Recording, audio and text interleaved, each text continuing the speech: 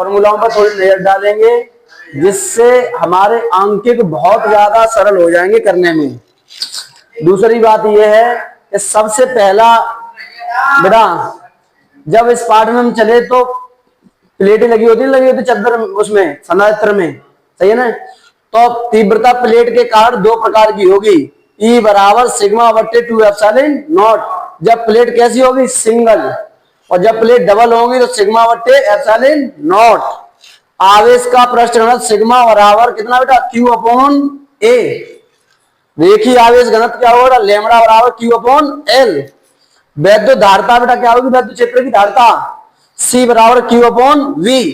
विलगत चालक की धारिता, विलगत की बेटा C बराबर 4 पाई एप्सिलॉन नॉट R।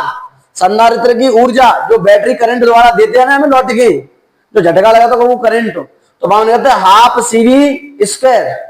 संधारित्र की धारिता, जो संधारित्र हो तो बैटरी की टोटल धारिता, टोटल की बात करिए जो पानी से भरे हो तो है, C बराबर K एप्सिलॉन नॉट A बटे में D।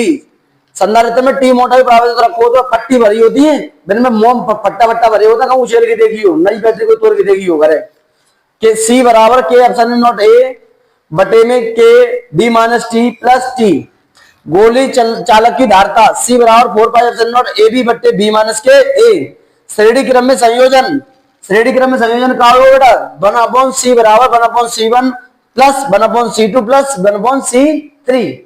समांतर क्रम में संयोजन C बराबर C1 धन C2 धन C3।